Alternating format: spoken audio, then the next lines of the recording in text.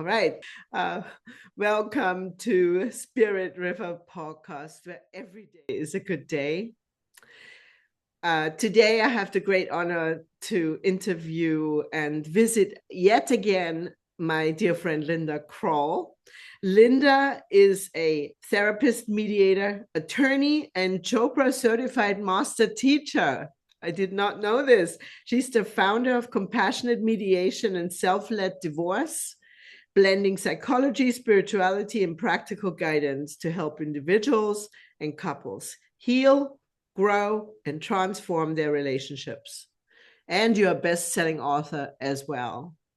I will just hand it over to you, Linda. It is so good to see you. It's been way too many years. It has.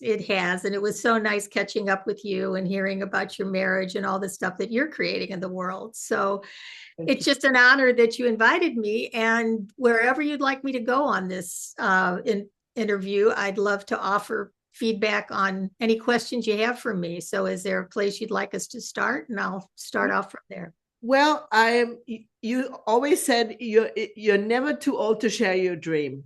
Yes. And since we're all getting older and we're all sort of practicing, it still shocks me when I know, say, oh my God, I'm going to be 65 next year.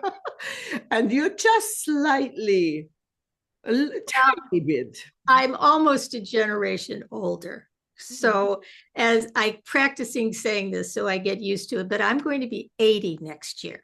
That's extraordinary. And I cannot believe it. It doesn't feel it. I'm just getting started. I wish I were 50 and had 30 more years, but I figure I'm 80 and I have 15 more years or more. So no, it's never too late. And I'm in a lot of groups and trainings and mentorships with a lot of people younger than me, worried if time has passed them by. And I always enjoy letting them know, no, it hasn't. It's never too late to pursue your dream, to write your writings, to share your heart, and to hopefully leave a legacy of things you've learned along the way. So what brought you to this path that you're on now? The first word that came to me was life. Life brought me to this path. And the things that have happened to me in my life has brought me to this path. I've always been a very spiritual person, even before I could admit it or even use the word. And there was always a belief that we're here for a reason, and what happens to us happens for us, basically, before I'd heard that term. And I always thought whatever I was going through, because I could write it, I could also share it and maybe help others learn from what I did do, what I didn't do, and what I learned professionally to offer people. Mm-hmm. So I became at a very young age, very connected silently. And then I married my college sweetheart. And 20 years into the relationship, we were looking at irreconcilable differences. Mm. And when we got married, I was infertile for a while. It took me 6 years to have my babies. And then I was able to stay home, even though I was trained as an attorney. But then when our marriage started to unravel, I became a mediator, because I figured I would learn how to understand both sides. Sadly, it wasn't enough to save our marriage, and we went through a very long separation and divorce. And then I met Dick Schwartz and learned I became a therapist, because law and mediation weren't really aligned with my soul the same way as helping people emotionally. So at 42, I went back to school and got my master's in counseling and became a licensed clinical professional counselor. And then I met Dick Schwartz, and his self and parts internal family systems just spoke to my soul. Mm-hmm. So I blended mediation, law, counseling, and spiritual awareness into the book that I wrote in 2016, Compassionate Mediation, How to Add Passion to Your Marriage back there, or Compassion to Your Divorce. Yeah. And then I decided, when I was still working with a lot of people individually and as couples, I was replicating the same thing each time I met somebody. I'd invite them to the same interview. I'd give them the same meditation. I'd explain higher self in parts. And I decided it would be more beneficial if I could train other people to do what I was doing, so that it could kind of ripple out. So that led to my going online, to my offering trainings, to creating the Compassionate Communication Academy that has a lot of my programs on it. And I'm just in a constant state of creating and offering and providing where I can. So it's a gift. Oh, that's extraordinary. So you have gone through some really difficult situations in your life. Of course, you was, but then you've experienced some death with a child. Yes, I sadly, addiction was part of my marriage, which sadly was why it ended, but not before my younger daughter. I have two amazing children, and my younger daughter at a very young age became addicted to alcohol. And when she was 41, she passed away of an overdose, which was about 5 years ago. Oh my goodness. So I have always believed, like I said, that we can offer our heart and our hand to others. Mm-hmm. So whatever downloads through me, whether it's poetry or journals or anything I've put on my Substack lately, I've put into a book chapter called An Addict's Mother, Loving Your Child and Yourself. And there's a constant hope, wish, and drive to keep her light alive. And on my Substack, I have a section called Dana's Light, where I write to her. Sometimes she writes back to me, where I find things that she wrote, where hopefully we can be a resource for people in addiction and also people that have lost a child. Mm-hmm. There's a wonderful group I started a Facebook group called Grief and Gratitude with Linda and Dana, but I also belong to GRASP, which has many thousands of members for parents who have lost or relatives who have lost a child or someone to addiction. Mm-hmm. And whenever I post my poems, because it's a safe place for me to do it, I don't necessarily put it all out there in the world. Yeah. Usually people write back, that's just what I needed to hear. I love how you write. Have you published this? And that lights up my heart, just to know that when I'm speaking heart to heart, that my heart can touch somebody else's heart in a way that can articulate not only the pain of what we might be feeling or repressing or compartmentalizing, but also the gratitude that we love that hard, that we still can love. And I still feel very connected to my daughter, even though she's on the other side. So I have a friend, Kara, whose son died by suicide. Mm-hmm. And his heart was donated. And one time, Kara went somewhere on a journey and met someone and was so drawn to this person, like unusually drawn. And that person had her son's heart. That's amazing. So she wrote a book about that. That's amazing. My daughter also offered to be a tissue donor, and I was with her when we took her off life support and kind of put my heart over her heart. So the first heartbeat and the last heartbeat I was there for. And if I go to the Botanic Garden, I am surrounded by white butterflies. They come out in swarms and hang out with me for 30 minutes at a time. There's some writings that I found of hers that she did when she was in various rehabs. And one is a beautiful one about living with purpose, living in the moment. And I framed that because she had so much wisdom and so much depth and so much love to share.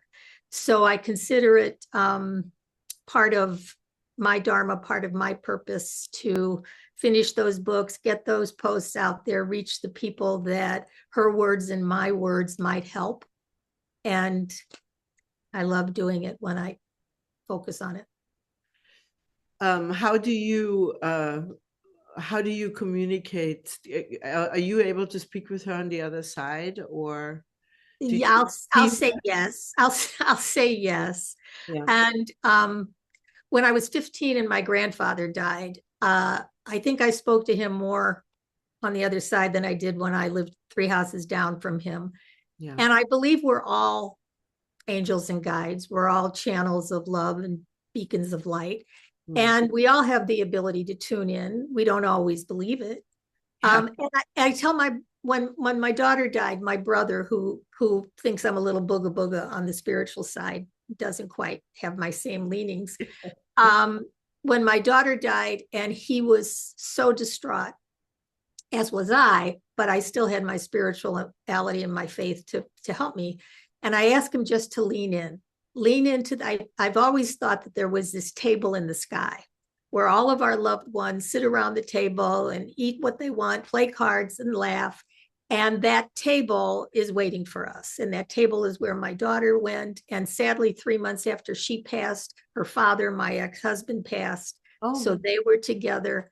And I said to my brother, just lean in and try on what I believe. Because if I'm wrong, I'll learn it then. But in the meantime, it gives me a great deal of peace to believe that she's there, she's at peace, she's not suffering, that her life wasn't in vain. So I have a little bookshelf next to my bed that has her ashes on it and has her pictures and has different things she's written. And that's my little shrine that's just there all the time. I see her at the Botanic. Sometimes in the middle of the night, I'll wake up and know that she's there. Because a lot of times I think what many people do with grief is we compartmentalize it. I compartmentalize it. Mm-hmm. And when I first met my husband's father, I knew that his sister had recently passed. And I met his mother knowing that she was still grieving her daughter. I also had an aunt. My Aunt Annie lost her daughter Ruthie to lung cancer when Ruthie was 47. And I always wondered, as I was becoming an adult, how did someone go on after the loss of a child? How do you even do that?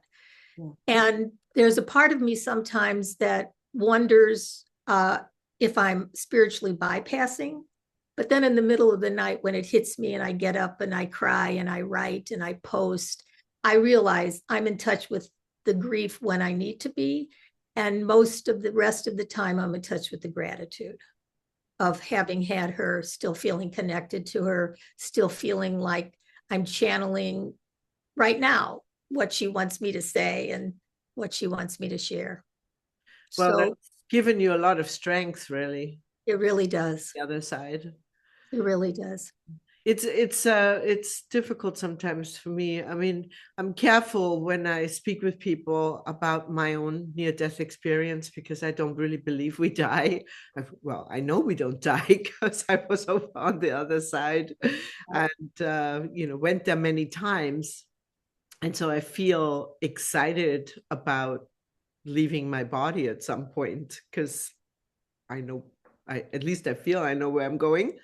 And I have a different line or a different thread to what it is like to be on the other side when someone loses someone.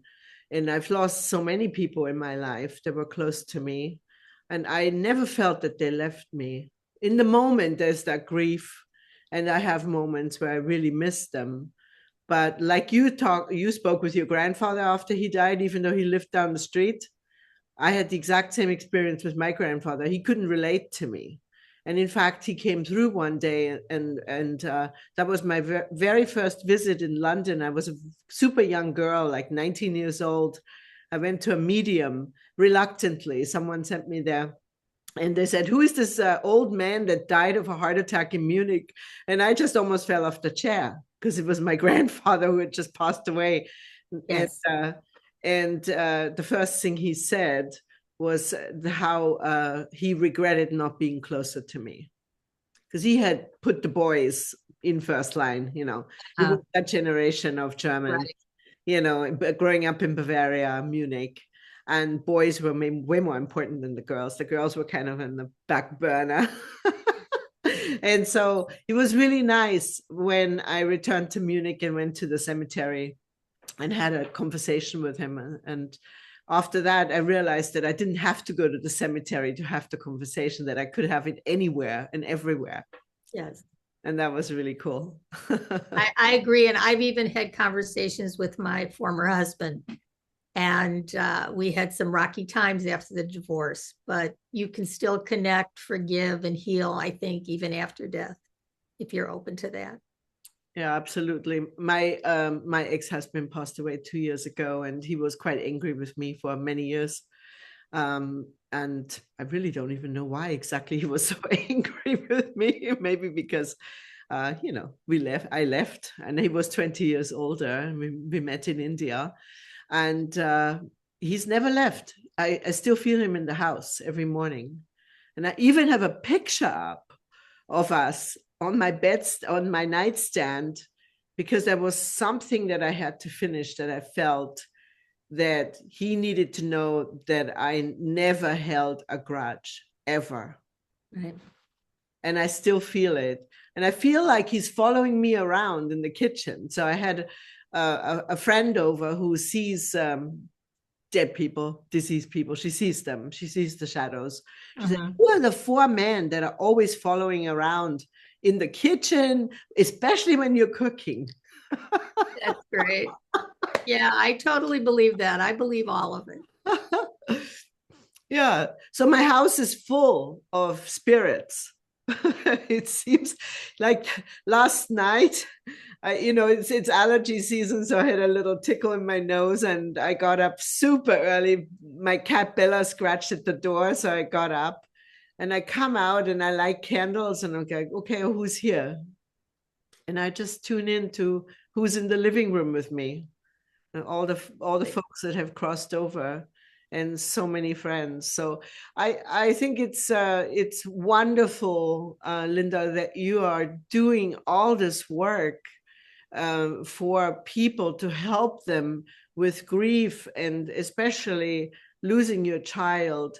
I know how big this work is. My friend Georgina Eggleston, who crossed over last year, her son died by suicide. And she had written a book about grief and was always on television in Portland. And she was very well known. She worked with a lot of families. And fortunately, I had a chance to see her right before she passed. And I was in such gratitude over that because Georgina brought so much hope and so much peace to people. And so I know how much hope and peace you bring to the people that you touch in this life. Thank you. Thank you. Well, that's just a cornerstone of what I do. I really don't even do that professionally. I mean, I do that as my way of healing and my way of offering. It was more my divorce, that the pain of my divorce that motivated me in my career. Because since I already had all the degrees and then I became a meditation, yoga, and Ayurveda teacher.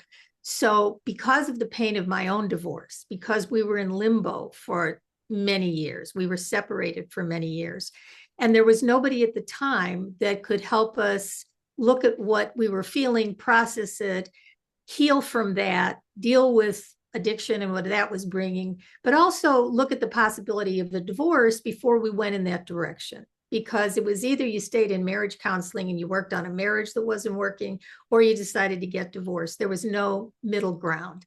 So with all my degrees and with my own learning of what not to do, I often say that I was in the courtroom with my soon-to-be beloved ex-husband, because I still loved him, even though we couldn't stay together.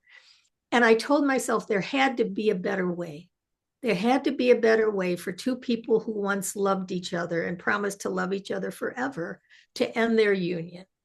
And that's how compassionate mediation came in. It's a way of helping individuals and couples learn how to compassionately communicate.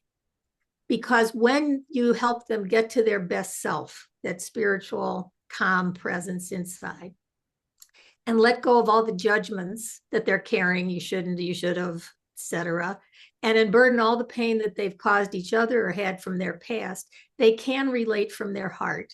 They can talk with empathy. They can offer each other forgiveness. And you do all that before you decide, can we create a new marriage, or can we create a peaceful and respectful separation and divorce? And it works. It's worked for 30 plus years that I've been offering it. It works with the people I offer it to.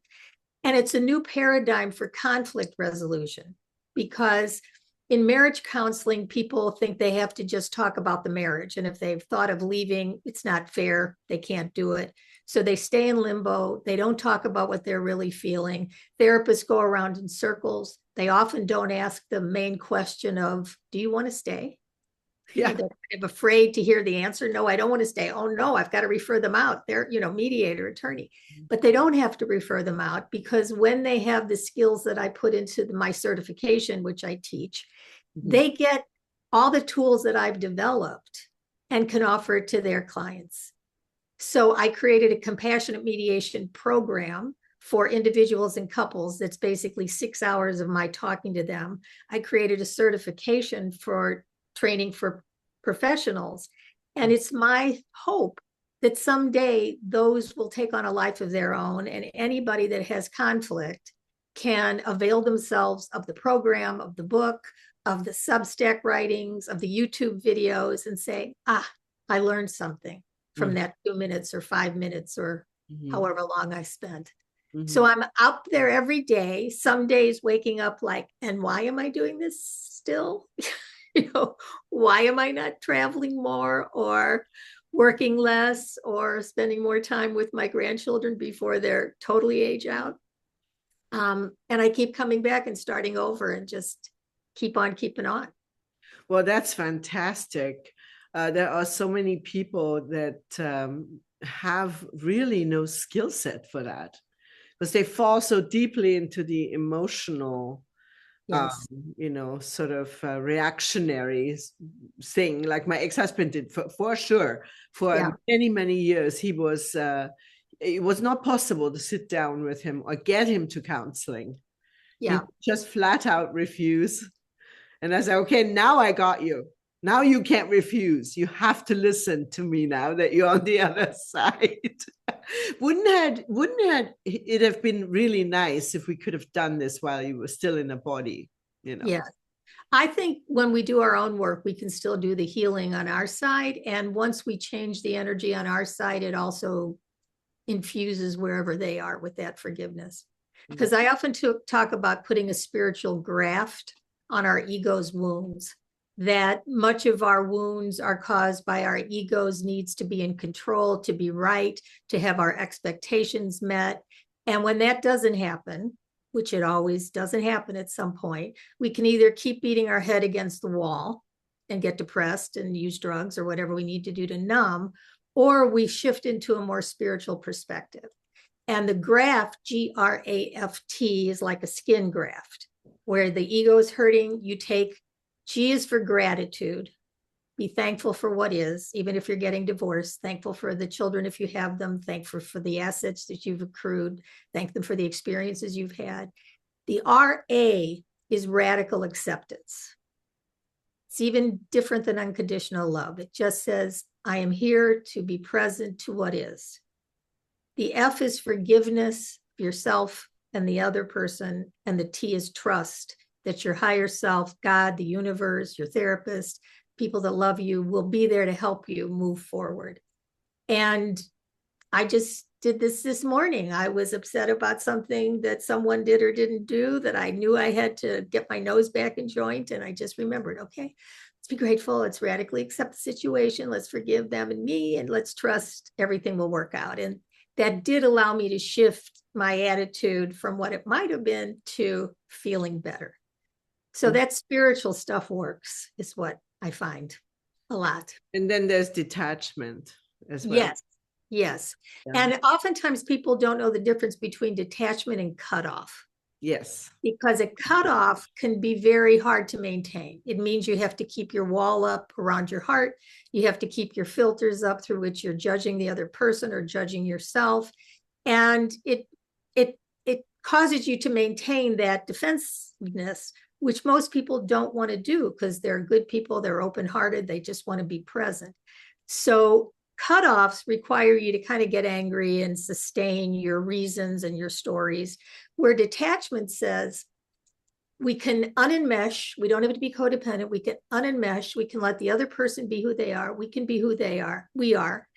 It's like his table, my table, God's table. And we stay at our table with helpful boundaries. Yes. That's the detachment from codependency rather than the cutoff from reactivity. It's not so easy to explain that one to people. I remember at the beginning of my relationship, I was just coming off an 11-year meditation path with my teacher in India. And we were practicing detachment from all things, really, material. It's a Buddhist, Right. Buddhist concept as well. And it was difficult for my now husband to understand what detachment meant within our relationship. Does that mean I can just run away? So all of his insecurities around abandonment came up. Right.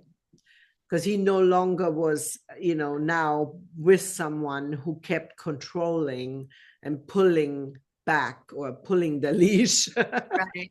Like so many people say, where are you going? What are you doing? And there was none of that. And he wasn't used to it. Yes. Mm-hmm. And people have to kind of renegotiate a new relationship. So when people come to me, either because they come individually or for couples counseling or mediation for divorce, I tell them, even if they're just coming in to make their relationship better, that their first marriage is over. It's not about putting a Band-Aid on it. It's about creating something new based on who you both are now, what you want and need, and what you're willing to offer each other. And that becomes a whole dialogue where change is possible, but it's not pigeonholed into, oh, we have to stick where we are and that doesn't feel good, or we have to get divorced and that doesn't feel good, so I'm just going to stay on the fence, which also doesn't feel good. So my spiritual teacher in India always said that marriage is a trick by God to make us do our work. That's true. That's true. Albert Einstein says men marry women hoping they'll never change. Women marry men hoping to change them. And inevitably, they're both disappointed. So, yeah, he was quite a philanderer. Einstein. Oh, I didn't know that. Okay. A little known He fact. was a little gigolo. Did you not know that? Oh, yeah. I didn't know that. Well-known story. Okay, I'll have to research that. Well, he was also funny and pretty smart too, so we'll give him that. But there is that change that comes as we mature, and many of us go from being very codependent, very people-pleasing, avoiding of conflict, wanting to make everybody happy, and we reach an age where we think, what about me? When's it my turn? And what happens is people often get angry, thinking that they have to be angry to keep themselves from being codependent. But when they do their own work, like you said, when they look at where they got their family of origin beliefs from, when they're willing to write a different story where they're not the victim anymore, they can show up. And I often talk about the 5 steps to get what you want and need is you have to know, deserve, ask, receive, and be grateful. And most people don't know what they want. They just know what they don't want. 100%. I wrote 20 years ago. I still have yet to publish this book and turn it into a workshop. Quantum Transformation 7 Insights. One of them is paradigms. Like we have to unravel the paradigm that we grow up in. If we don't unravel the paradigm, exactly, the religious beliefs, the family ancestral stuff that goes on. I mean, it's right. If that governs your marriage, you're never going to grow. Right. And it usually does. It governs one person's and the other person's. And in my first interview with everyone, I ask them questions about the relationship. I ask them what their magic wand is as to what they want to see in their future. I ask them what their spiritual word is so I can use it if they have one. But I also ask them not only about their own family of origin, but about their partner's family of origin. Because from the bird's eye view, this is where I grew up and what I believed, and this is where he or she grew up, and that's what they believe. And it's like, oh, no wonder we can't get along because we never learned that. Exactly. And they realize they've done the best they knew how to do, but they can learn something different. And that's what they do, because another person said, and not me, expectations are premeditated resentments. So when you come in with expectations and you lay them on this person, then Sam Keen has said, it's not about learning to love, find a perfect person. It's learning how to love another imperfect person perfectly. So whether it's their love language, what their beliefs are, and learning how to compassionately communicate. I just finished, I did 3 live cohorts of compassionate communication, and I now put that on a online training, and anyone that becomes a year subscriber for my Substack gets the opportunity to get the course and get a monthly Heart-Centered Connections meeting with me, because I feel that the power of community is also what's healing. 100%. I went to Al-Anon for many years. And for people in Al-Anon, you have to have a qualifier. You have to have an addict in your life. But just spending time in a group where you can share your feelings without judgment, without your story, just your feelings, is therapeutic. So that's another one on my to-do list that I've been doing and hope people find. That's so amazing. I mean, it's the story, people, I do a golden light meditation, emotional processing for, 30 years now during my Reiki classes. And one of the goals in that meditation is to let go of the storyline. Exactly. So you go into the room where you connect to your inner child and you find out where the blockages are, of where the program was established. It usually between age 0 to 7 or 8 is where you get that program, and it becomes a sort of gray mass in the body that you push it either into your lungs, your heart, or your throat. If someone repeatedly said, be quiet, obviously you're not going to speak. So later you might have problems in your throat. Yes. And I'm dealing with a friend right now, a client who has repeatedly as a child been told to, be seen but not heard. Yes. And of course, now she has a thyroid issue, Right. And I love that you are bringing this out to the attention of people, compassionate communication. Yes, and in that online course, there's a module where we do the unburdening of your inner child, where we take her out of the time and place, where we let her give up the energy, where we clear her chakras, where we bring in the light. So all of that is in my course too, because I feel people need to know how to do that for themselves and for others. 100%. That is so exciting, Linda. It is. So exciting. It is. I'm so grateful. And I'm grateful for everything that's happened to me. And you mentioned some of the hardships. And I only mention this because I am so grateful that I've had 6 different forms of cancers that I have lived through. Oh my God. I had colon cancer first. And I remember when I had colon cancer first, this is my family all thinks I'm a little out there, a little weird, a little woo-woo. So when I called my 50-year-old cousin, when I had my third of my colon removed, but I didn't need chemotherapy or radiation, and my cousin said, "Oh, Linda, that makes me so happy. That could almost make me believe all that shit that you believe." Okay. So all of that belief in God, prayer, trusting the universe, looking at the positive got me through that one. But then about 4 years later, I had stage 4 lymphoma. And from a blonde, I became gray because let it grow out. And then, so I had chemo for that. And then after that, I had a couple melanomas. And then I had stage 2 breast cancer that I had radiation for. And then I've had 2 hip replacements and an oophorectomy and a partridge in a pear tree. So that's my medical background that I share only because I do think my belief system and my trust and God and the universe and being grateful got me through all that, because I am healthier now than I've ever been. So for anyone that's going through that, there's so much that we can do when we pray, when we ask God, when we trust the universe. And, I'm lucky to be on the other side of it. But I do believe my spiritual beliefs help me along the way. Well, I've seen miracles with Reiki. I'm a Reiki practitioner too. So you would totally understand this then. Yes. Yeah. Yes. I mean, I've seen people just, get up from the massage table and say, I feel so much better, and I never see them again or hear anything of.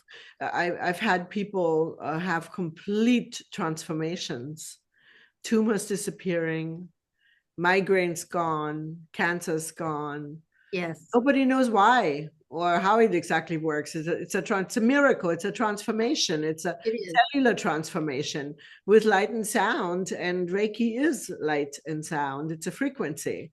Yes. So if your frequency is high and you're vibrating on a frequency that is of a healing nature, which is where you are, I mean, it literally reflects in your face. I can see this in you. Then we can heal anything. Yes, I had a cousin who was sending me my cousin Luann was sending me long distance Reiki. And my other cousins came in to take a week to be with me when I was going through chemo. So the power of family, the power of community is so important. That's why I do the Heart Center Connections groups that I do online. And I tell people the reason I do these groups is because I came from a big family.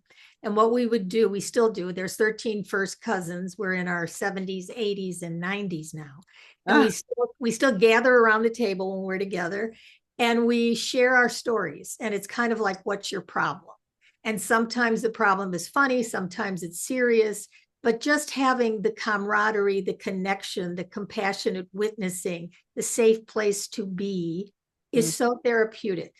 So I created that space online because I feel that when two people are coming together and truly speaking from their heart, there's divine work in progress. Yes. And just the times I've done it and the people that show up, it's always kind of divinely ordained and processed. So I guess I keep getting excited about all the things ahead of me instead of thinking how old I am. Well, you know, with the AI and all of the progress we're going to see medically that's on the front line right now and things they're working on, I just heard a few days ago that if we can just stay alive another 2 to 5 years, we're going to see such breakthroughs in medicine that it will be possible for people to live much, much longer. Well, my mother made it to 97, thank God. Well, so you already set up with these great. I'm hoping. So when I think about working, it goes on for a while yet. But it's so nice when you're invited to come on to something like this and have people care to hear your message so that, you know, if there's anything that I can offer, whether it's my YouTube channel or my Substack or compassionatemediation.com with gifts and resources, there's just, I guess, I want to say legacy of downloading that comes through me that I know is beyond me, and I am a vessel just like everybody else is a vessel. But because I've learned how to do this, because at almost 80, I'm probably the most tech savvy grandmother you're ever going to meet. You're going to help me, right? With the light. I can help you with all of it. I created the website and Substack and the YouTube channel, and I take my videos and I edit my videos and I upload it to my girlfriend will sometimes call me and say, "What are you doing?" And I said, "If I tell you, I'll have to shoot you because you won't be able to keep up with my ADD in full swing." So it's so extraordinary. I was just for the audience, so you know, when we got online, I said to Linda, I said, "Why do you look so bright and so lit up?" And my light's coming in from the side of the river, and I've got daylight shining in, and you know, and everything is sort of the shadow is fighting with the light. I have light. And she said to me, she said, "Yeah, I have 6 lights all around me and 1 on the bottom." So after we end the conversation today, she's going to show me all her lights and also her editing program, because I really need help with my podcast. I'm available for anything. So how do people get a hold of you, Linda? Thank you for asking. Okay, so if they have a pencil, because these are really helpful places, LindaKroll.com leads to compassionatemediation.com. And I have free gifts and resources. I have meditations. I have relationship assessment. I have videos. I have handouts. I have tools that they can use now, free chapters of my books and things that they can use now to improve their self-care and their relationships. So that's gifts and resources there. And professionals can go there and get my roadmap, which is an outline of the compassionate mediation process. And they can also find time for a brief chat with me, because every so often, and I'm offering it now, is my compassionate mediation coaching certification, where I work very deeply with a small group of people to give them all the skills that I have in a 3-month period. And that's open now and will be online. So the compassionate compassionatemediation.com details. We'll give them that. So gifts at Compassionate Mediation details. Then they can go to my YouTube channel, which I've recently reorganized, that has compassionate communication, relationships, mediation training, Dana's Light on YouTube, hundreds of videos and shorts.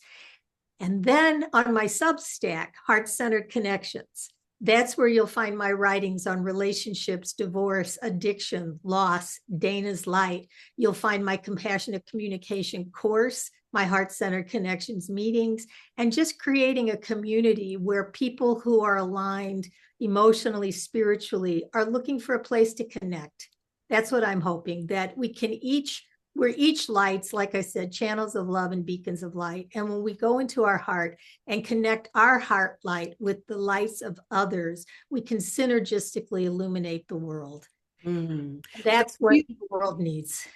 Thank you so much. And if you're watching this on a reel on TikTok, the entire interview will be on YouTube, and I will put all of that information into the notes. Thank you. Hear the whole talk, okay? Thank you so much for having me. Fabulous. Oh my God.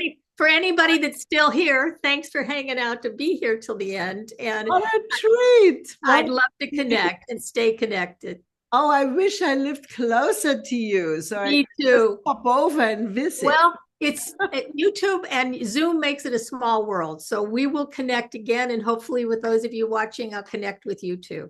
And follow Petra. Her podcast is great and she's fantastic. Oh, likewise. Thank you so much for being on the show. Thank you, Petra. To all my friends, my audience, thank you for watching, and we'll catch you next time. Bye-bye. Bye-bye. All right.